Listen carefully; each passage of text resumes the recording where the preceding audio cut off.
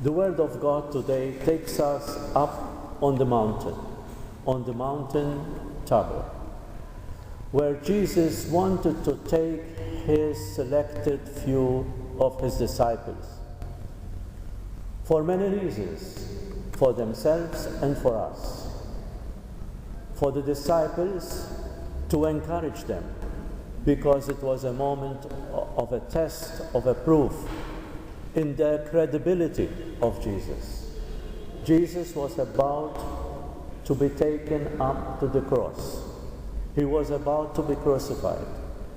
And so he knew that as human beings, his disciples, whom he had handpicked to continue his work on earth, he knew that these were discouraged.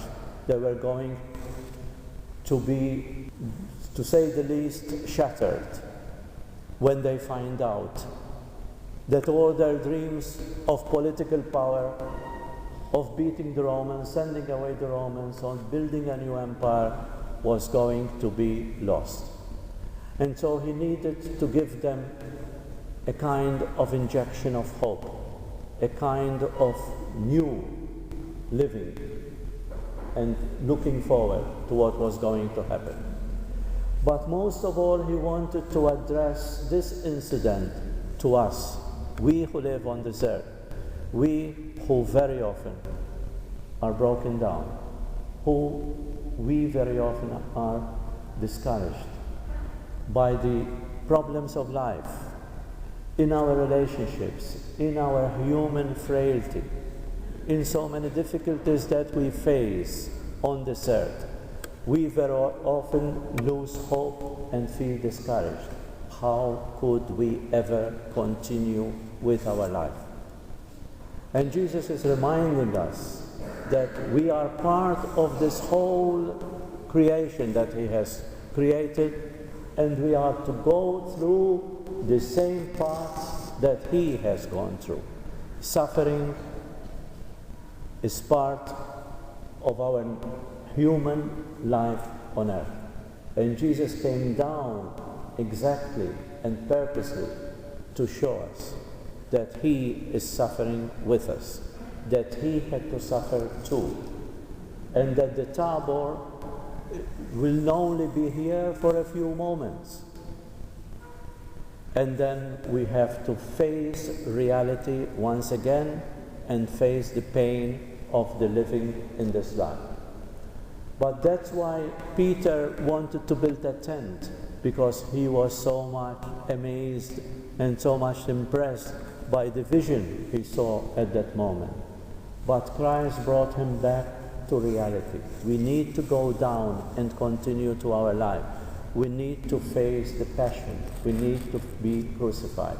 And then, yes, the eternal Tabor will come, but that is not to be found here on earth. In the meantime, we have to have these moments of Tabor and these maybe long and sometimes lesser periods of pain and suffering on this earth. Jesus wanted to show them that whenever they go through this painful time in their life, they are never alone. They are never left alone. And we too need to realize that we are never left alone by God. We are always accompanied by him, because he has gone through the same suffering that we will go through and that we can go through. And so this is the Tabor for us. We need to keep concentrated on this faith. We need to be strong in this faith of believing the great love of God in every circumstances of life, in every situation that we find ourselves into, and believing all the time that he is accompanying us day by day, moment by moment, and he is with us. I want to remind you and ask you to remember that our life is full of Tabors, sometimes short spells of our life, where we can appreciate the love of God,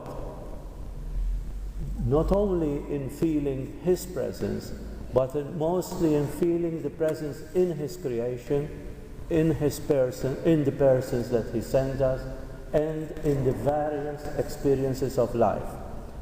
And sometimes we don't realize that these moments of elation, these moments of hope, these moments of silver linings that we find in our lives are God sent, are sent by God, so that we also experience that moment, because it was a moment that the Peter, James, and John experienced on the Tabor.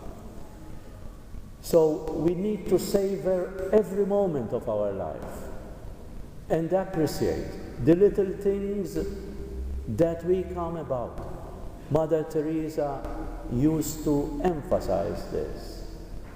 Savor every moment in your life and do little things in an extraordinary way.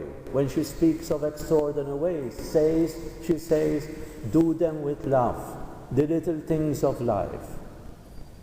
And those are the moments of Tabor that we experience in our life. For example, right now, somehow, somebody is thinking of you. When we are down, when we are depressed, when we are broken by our addictions, bring to mind this reality that somebody right now is thinking well and good of you. Right now, somebody is caring for you. Right now, somebody misses you, wherever he might be. Right now, somebody wants to talk to you, wishes to talk to you. Right now, somebody wants to be with you. And that is consolation. That is silver lining. That is hope. Right now, somebody hopes you aren't in trouble. Right now, somebody is thankful for the support you have provided to him in life. Right now, somebody wants to hold your hand. Right now, somebody hopes everything turns out right for you. Right now, somebody wants you to be happy. Right now, somebody is celebrating your successes. Right now, somebody wants to give you a gift. Right now, somebody thinks that you are a gift for him. Right now, somebody loves you. I am sure no person in the world can ever say that he has never been loved by anyone. And even if this in an extreme situation could come true in a certain period of life, there is someone who loves you always, and that is your Father in heaven. He always loves you. Whatever all the people around you might do, He is always with you, and He loves you always. Somebody admires you. Somebody is thinking of you and smiling.